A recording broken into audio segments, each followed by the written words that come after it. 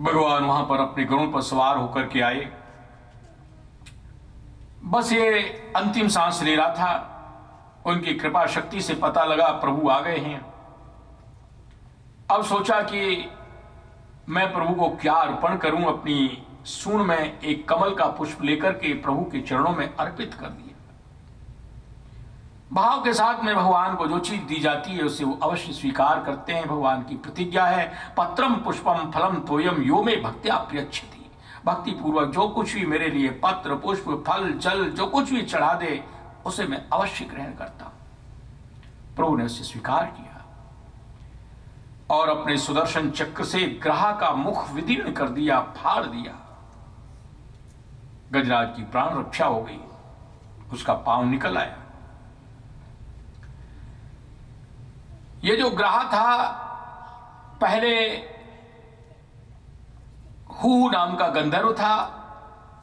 देवल ऋषि सरोवर में स्नान के लिए आए हुए थे, उनके पांव को पकड़ के जल में गहरे जल में ले जाने लगा। ऋषि तो त्रिकालदर्शी थे, उन्होंने सोचा देखो है तो ये गंधर्व लेकिन ग्रह किसी चेष्टा कर रहा है। उन्होंने शाप दे दिया कि जा तू ग्रह योनि को प्राप्त हो जा। अब तो ये बड़े घबराए, उन्होंने विनय किए, बोले महाराज भूल हो गई, हमको क्षमा करें। बोले हमारी वाणी अन्यथा नहीं हो सकती है, ग्रह तो तुम बनोगे लेकिन तामस मनवंतर में भगवान श्री हरि की तुम्हारे ऊपर कृपा हो जाएगी, तब तुम शाप से मुक्त हो जाओगे। भगवान की स्पर्श से इनका दिव्य स्वरूप हो गया। गजराज जो था यह पहले जन्म में द्रविड़ देश का राजा था। इंद्रद्युम्न नाम का विष्णु भगवान का बड़ा भक्त था। एक बार अगस्त ऋषि आए, ये अपने भजन में बैठे हुए थे। जब अपने से श्रेष्ठ जन आए तो उनको प्रणाम करना चाहिए। अगर हमने प्रणाम नहीं किया तो फिर हमारे पुण्य क्षीण हो जाते हैं। ये बैठे रहे, उन्होंने देखा देखो ये है तो राजा धर्मात्मा, लेकिन ये भक्ति के मर्म को नहीं जानता है। उन्होंने शाप दे दिया कि तुम हाथी की तरह से अडिग बैठे रहे जाओ, तुम हाथी की योनि को प्राप्त हो जाओ। हाथी बन गए, गिड़गिड़ाए बहुत, उन्होंने विनय किया महाराज भूल हो गई, क्षमा करें। बोले अब तो तुम हाथी बनोगे,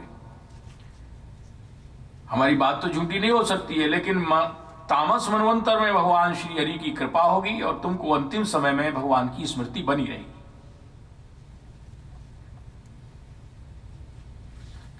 भगवान के स्पर्श से ये गजराज जो था ये भी इसका सुंदर चतुर स्वरूप हो गया और भगवान के धाम को प्राप्त हो गया। गजराज ने जो स्तुति की थी ये भागवत में 8वें स्कंद के 3रे अध्याय में इसका वर्णन किया गया है। गजेंद्र मोक्ष के नाम से इसको कहा जाता है। महत्वपूर्ण स्तुति है। इसके 3 प्रमुख लाभ हैं। पहला लाभ, अगर किसी को दुस्वप्न दिखाई देते हैं, बैड ड्रीम्स आते हैं, सोते सोते डर जाते हैं, तो दुस्वप्न दिखाई देना बंद हो जाता है। नियमित रूप से इस गजेंद्र मोक्ष का पाठ किया जाए। दूसरा लाभ, अगर किसी को आर्थिक संकट है, लोन वगैरह हो जाए, चुकने में नहीं आए, श्रद्धा पूर्वक इस गजेंद्र मोक्ष का पाठ किया जाए तो वो आर्थिक संकट उसका दूर हो जाता है। तीसरा महत्वपूर्ण जो लाभ है, जो हर व्यक्ति के लिए आवश्यक है, लाभदायक है, इस दृष्टि से हर व्यक्ति को करना चाहिए।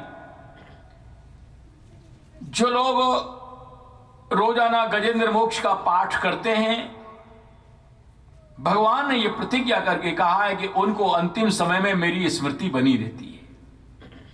इससे बड़ा जीवन का लाभ हो नहीं सकता है।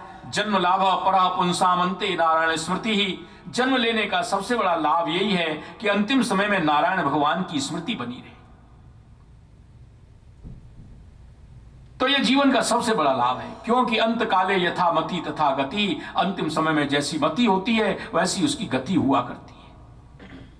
इस लाभ को देखते हुए अंतिम समय में भगवान की याद बनी रहे। हर व्यक्ति को, जो पढ़े लिखे लोग हैं, सभी को इसका पाठ करना चाहिए। 5वें मनु रैवत हुए, जो तामस के सहोदर भाई थे। छठे मनु का नाम है चाक्षुष। ये चक्षु के पुत्र रहे। इस चाक्षुष मनवंतर में ही समुद्र का मंथन हुआ और भगवान ने कच्छप रूप धारण किया था। राजा परीक्षित पूछने लगे कि कच्छप रूप क्यों धारण किया, समुद्र मंथन का क्या कारण रहा। एक बार की बात है, दुर्वासा जी वैकुंठ से आ रहे थे, उनके पास में प्रसादी माला थी। रास्ते में इनको इंद्र मिले ऐरावत हाथी पर आते हुए। इंद्र ने दुर्वासा जी को प्रणाम किया। ऋषि प्रसन्न हो गए और प्रसन्न होकर के उन्होंने वो जो प्रसादी माला थी वो माला इनको दे दी। इन्होंने उस माला को स्वयं न पहन करके उसे ऐरावत हाथी के गले में डाल दिया। हाथी ने वो माला अपनी सूंड से लेकर के नीचे पटक दी और वो पांव से कुचल गई।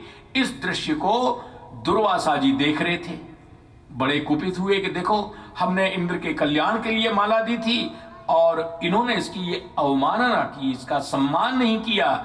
उन्होंने शाप दे दिया कि जा तू श्रीहीन हो जा। इंद्र श्रीहीन हो गए। असुरों को जब ये पता लगा कि दुर्वासा जी ने इनको शाप दे दिया है, असुरों ने स्वर्ग के ऊपर चढ़ाई कर दी। सब देवताओं को, इंद्र आदि सबको स्वर्ग से बाहर निकाल दिया और इंद्रासन के ऊपर अपना अधिकार जमा लिया। सब देव दुखी होकर के ब्रह्मा जी की शरण में पहुंचे। ब्रह्मा जी ने कहा कि देखो विष्णु भगवान सबके मूल हैं। यथा स्कंद शाखानां तरोर मूलावसेचनम, जैसे किसी वृक्ष की जड़ में पानी लगा दिया जाए सारे वृक्ष का सिंचन हो जाता है, इसी तरह से सबके मूल हैं भगवान श्री कृष्ण। उनकी शरण में चला जाए। सभी उनकी शरण में जाते हैं। उन्होंने विनय किए, स्तुति किए। भगवान प्रसन्न हो गए और उन्होंने कहा कि देखो काम तो तुम लोगों ने गड़बड़ किया है, लेकिन एक उपाय बता रहे हैं। शत्रुओं से भी अपना काम निकालने के लिए संधि कर लेनी चाहिए, कंप्रोमाइज कर ले, और उनसे कंप्रोमाइज करके तुम समुद्र मंथन के लिए प्रयत्न करो। मंदराचल पर्वत को मथानी बना लो, वासुकी नाग को नेति बना करके समुद्र का मंथन करो। उसके फलस्वरूप और भी रत्न निकलेंगे और अंत में अमृत भी निकलेगा और अमृत को पाकर के तुम शक्ति संपन्न हो जाओगे। इन असुरों के लिए तो क्लेश ही मात्र हाथ लगेगा। ये देवगण गए बलि के पास में। उस समय असुरों के सेना नायक राजा बलि थी। उनको बताया कि प्रभु की ऐसी आज्ञा है कि समुद्र का मंथन किया जाए, उसमें से बहुत से रत्न निकलेंगे, हम और आप लेते रहेंगे बारी बारी से और अंत में अमृत भी निकलेगा। उसको पाकर के हम सभी लोग शक्ति संपन्न हो जाएंगे। अकेले आप भी उसका मंथन नहीं कर सकते, अकेले हम भी नहीं कर सकते हैं। बलि राजी हो गए, बोले ठीक है। देव असुर सभी लोग गए, मंदराचल पर्वत को उखाड़ लाए। वो तो बहुत भारी था, लेकिन ये भी बड़े बलवान थे, उखाड़ के ले आए। कुछ दूर लेकर के आए, रास्ते में इनके ऊपर गिर पड़ा, सब चकनाचूर हो गए, चूरन चटनी बन गया सबका। भगवान ने सोचा ये तो मामला भी पहले ही गड़बड़ हो गया, अभी तो समुद्र मंथन हुआ भी नहीं है। भगवान तो अनंत शक्ति संपन्न है। उन्होंने अपनी गरुड़ की पीठ के ऊपर पर्वत को, देवताओं को, असुरों को रख करके समुद्र के किनारे छोड़ दिया और अपनी अमृतमयी दृष्टि से देख दिया। सब जीवित हो गए और सब भूल गए कि हमारे ऊपर पर्वत गिर भी गया था। बड़े प्रसन्न हो रहे हैं कि अब पर्वत को तुम यहां पर ले आए।